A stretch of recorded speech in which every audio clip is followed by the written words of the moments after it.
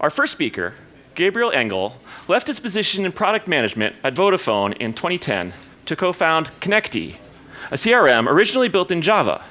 Connecty was later rewritten in Meteor when Meteor was still at version 0.6. Most importantly, Gabriel is the founder of Rocket.Chat, which is the topic of today's talk. Please welcome Gabriel.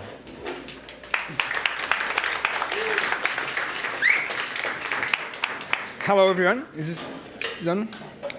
Thank you for having me here. And then I would love to tell you guys about the story of building Rocket.Chat, and I hope you guys enjoy it. So the first question that I usually get is, why did we build it?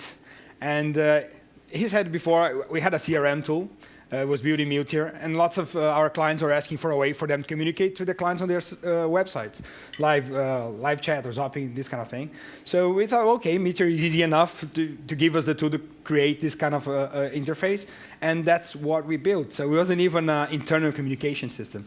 And then we said, well, why not to make it available for the public, for the community, for us then to help, because we knew that we probably didn't do the things the best way possible, and then we just, okay, we put it there, and someone will look and help us along.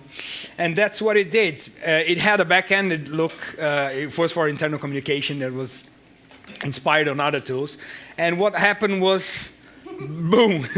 It was like, we didn't expect that. And in 4 days or 5 days after putting the proof of concept live and putting the URL for the Meteor community to look at, someone posted on Hacker News and was on the top for a few hours. And the next day, someone posted on Product Hunt. And yeah, so there was kind of like, that was the spike. This is like May 27 is when we actually launched or put the proof of concept there for people to see.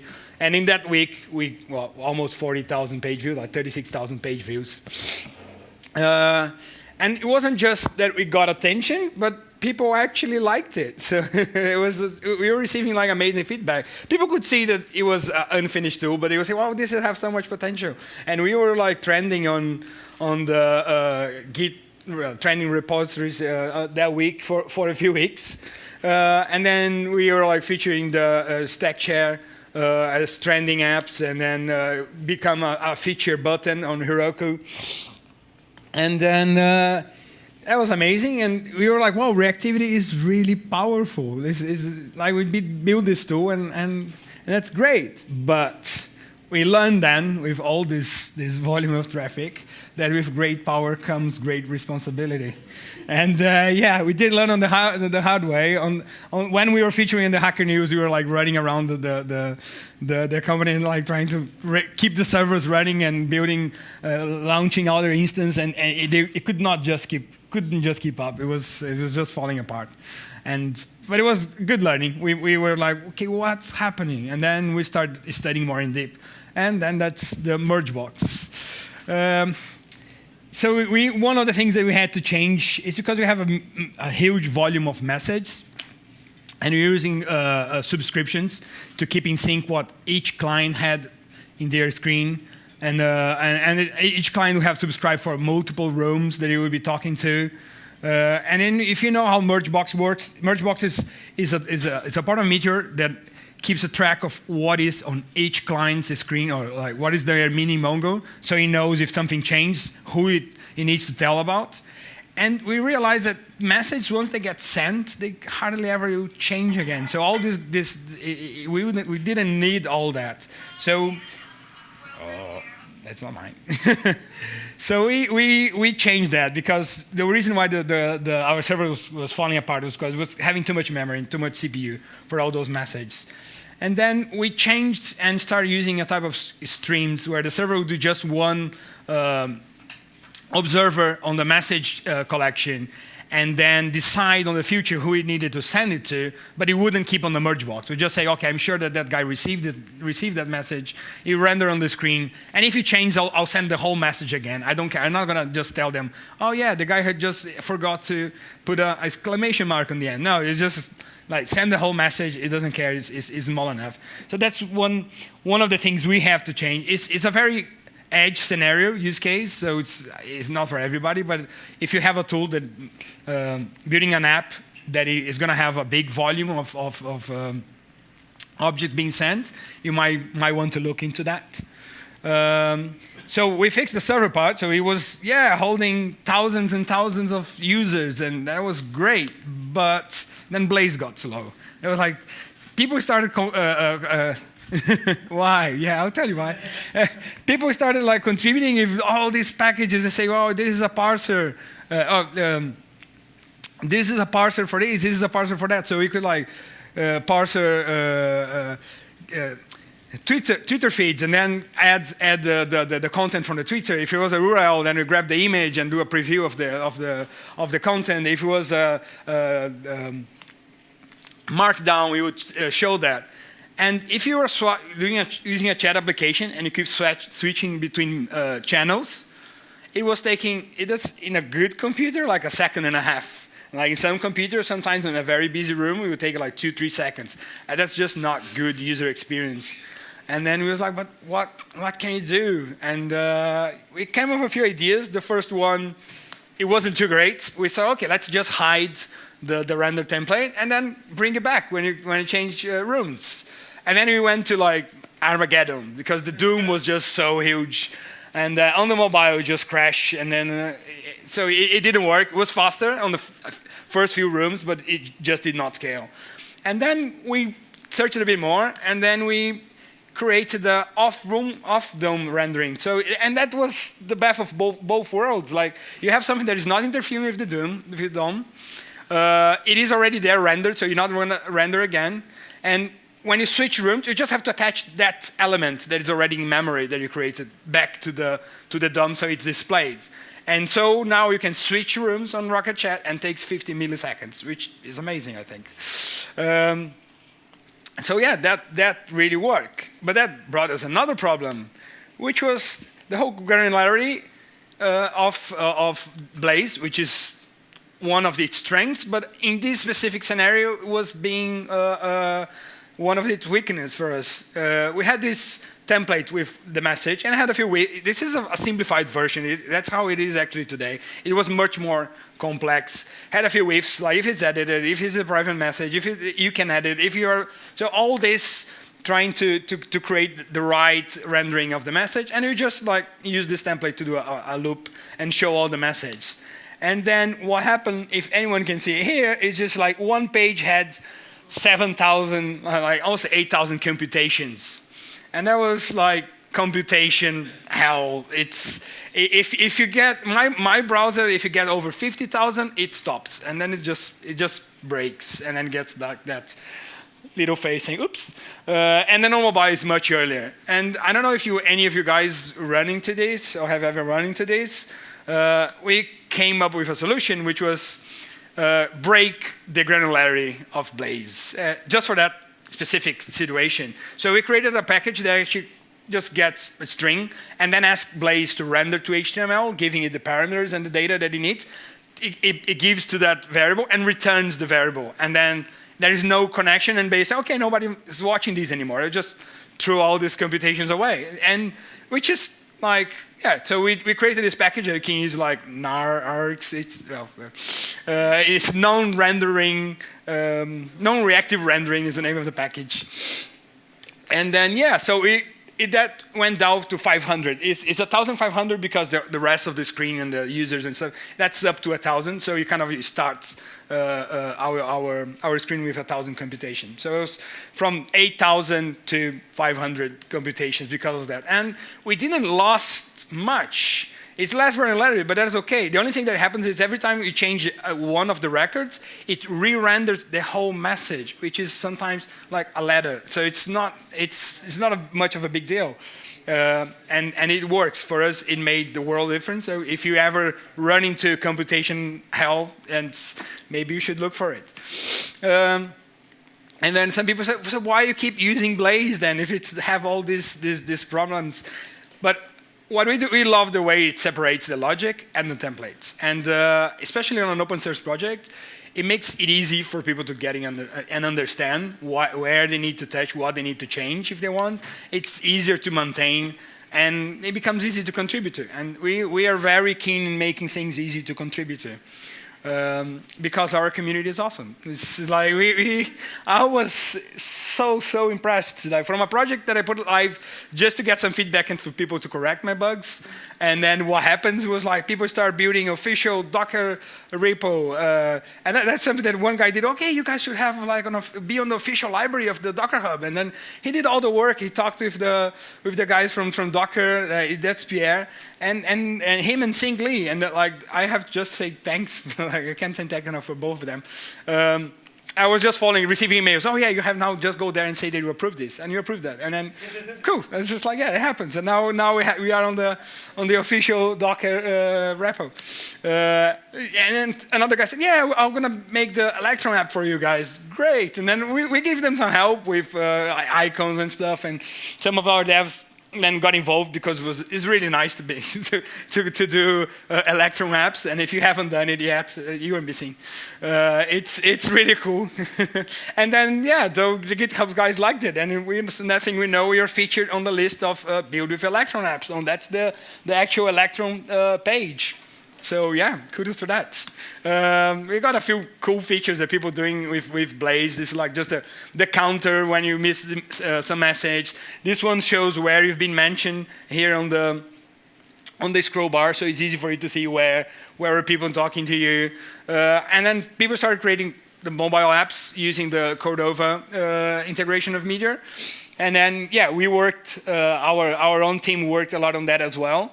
But now some guys looked at it, yeah, but I know a lot, I don't know Meteor, but I know a lot of Shift and Java. So I'll create the native apps for you guys. So we have teams now building the native apps for us, or, well, for the community really. And so they'll be available soon. And that's going to be, we're going to keep both running, because this one, some people like it, to have the Cordova version. It's easier for them to tweak and play around with it. And some people like the other one. So we'll just keep those, both of them working with the application. Yeah, and we got video calls. Thanks, Webrtc. That's something that we didn't expect we would be able to do. And it wasn't easy, but it was easier than I expected, especially because I didn't do it like someone else did. So yeah, so you can test. You can have your own Skype or whatever, like internally using in your company, using just this project. It doesn't work on mobile like the Webrtc yet, but we will. It will soon. I think some post and it's something that is coming to the Android. And yeah, something else that just appeared, and I got involved. I was then see if the project is going well, and then you got guys from GitHub helping us to make robot integration and make it work really well. They're even here on the audience. That's thanks to Leaf Faust. So it's also known as Rocket Bots, as we don't like to call it. But someone else told me today they should call Rocket.Cat. So I'm I'm open if you guys, the community can decide. So yeah, and with the robots or Rocket.Cat or whatever, it gives you much more than just that integration using the message. You can like ask him to give you a issue. He'll give you add comments to an issue, submit PRs, accept PRs, like push releases or start deployments. And okay, you can see that in other chats, but because we are open source and we are building a way that you can create this custom packages integrate to it, you can actually tweak and add, when you can see here, there's a few tabs. So you can add different tabs for a specific functionality. So in this case, for the DevOps, you have a functionality where you can actually open a file here and edit, or you can see the status of the CI. So, and they are building lots of stuff that I haven't even seen yet. So he said he's going to show me later. But I know there's lots coming on this, and that's because it's easy to work with and to extend the platform. We've been translated to over 20 languages and counting. I think this is more than 20 already. And using a tool called Lingo Hub. It's really nice if you guys haven't used it and you have an open source project. It grabs the files straight from the repo, creates the interface for the translation using the source language, and then you just add your guys and go there, and then it commits it back to the repository. You don't have to do anything. It's really cool.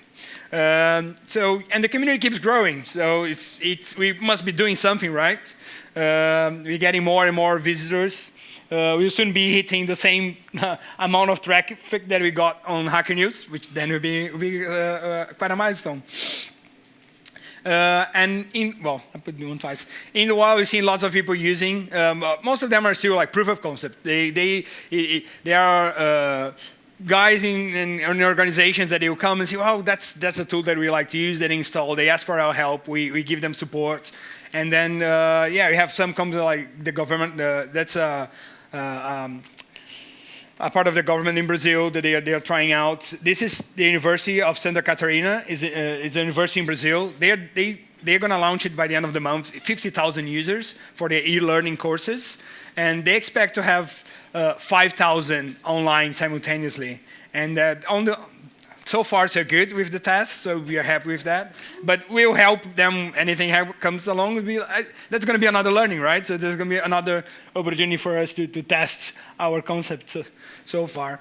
But what that all made us realize that we are onto something. Why all of a sudden a project that was just like a module that we put online for a test that got all this visibility and people wanting to contribute, and so like, well, that's something. We have something in your hands. You have at least a big opportunity to do something. And then I realized, bing, I want to be the WordPress of chats. I want Rocket.Chat to be the WordPress of chats. And I'm not kidding. I started comparing, okay, what's made WordPress like, they claim to have like 25% of all the websites on the web. What made them so successful? So it was open source. Yeah, that's always a good point, that you can host yourself. PHP it is still very popular. And that helped WordPress. It was easy to deploy. You just gave your server FTP to a specific directory, and there you go. It's easy to extend, so everybody can write plugins. There are like hundreds and thousands of plugins. Easy to theme and white label, and there was hosting for everyone. You could host your stuff on WordPress anyway. And that's okay. We are MIT, so I think that's the point for us. We're probably better. Yes. You can host. You own your own data. Do like you wish. And that's a big point. You have companies that they are not willing to use an external server for their internal communication, and have some like private data that they don't like the idea of putting someone else's server. And lots of those companies are coming and talking to us, and we're helping them to deploy the tool. JavaScript is massive popularity. That's the #1 language on GitHub. And so far so good. Docker container. So deploying a Node.js app is not that easy as my opinion, as it was a PHP app. For most of people, they are not very savvy. But I think containers will change that. People, even like the most, once we have all figured out, like you have like Kubernetes, Galaxy, all this stuff, you're going to see our official repo and say, okay, Docker deploy, and say what you want. And there you have it. It'll be much easier than PHP. And then you have the packaging system that people can extend. So the same way of plugins, we are leveraging the package system so people can add functionality to our platform. And can also theme, also white label. That's why we show that most of the servers that we find running Rocket.Chat, they're sometimes even hard to recognize that they changed it so much. And we are working on making an option for you to get to our website and say, I want a server running with this domain, and then we'll just spin off all the infrastructure for you for that, and get you running. So yeah, that's being done. So stay tuned.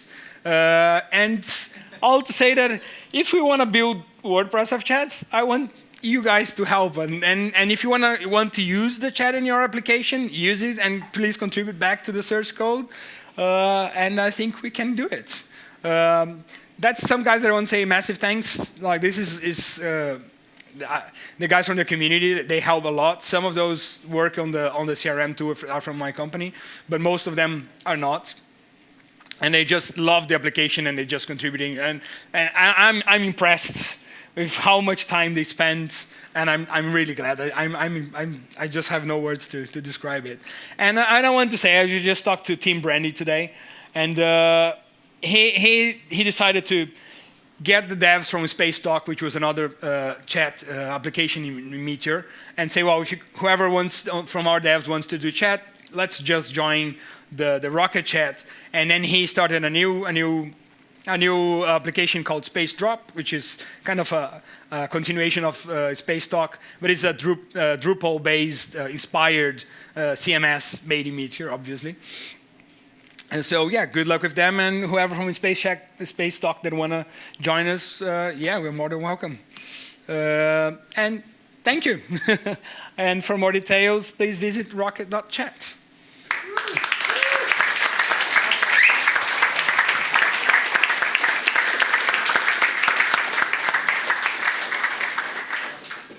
Okay, questions for Gabriel?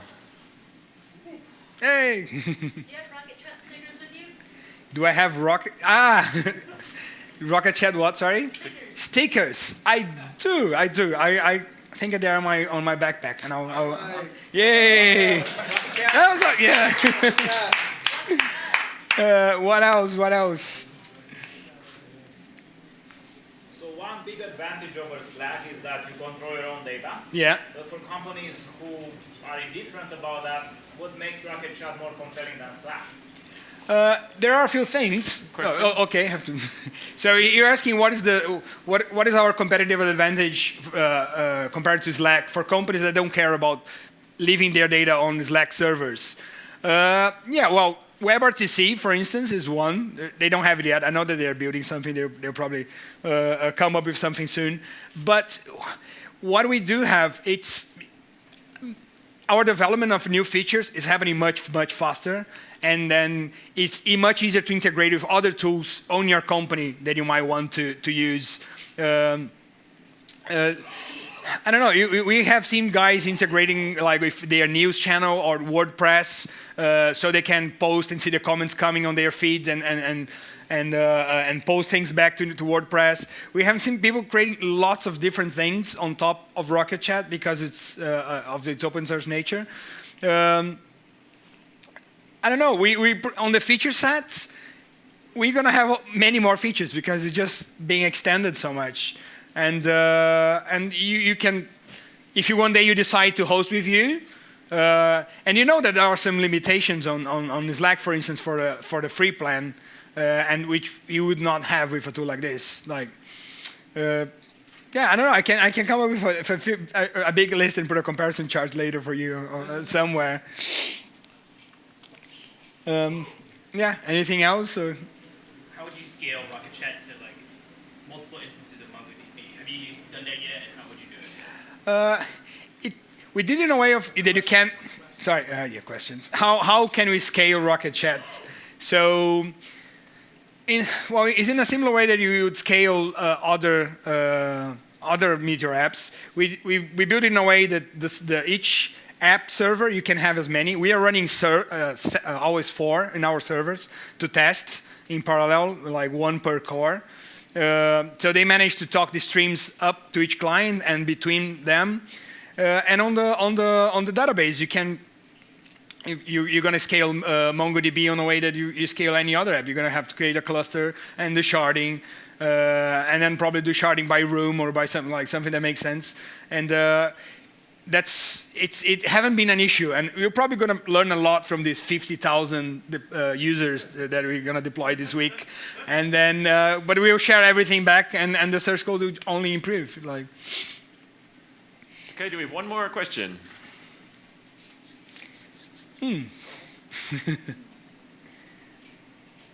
Cool. Okay, thanks, Gabriel. Yeah, thanks for having me.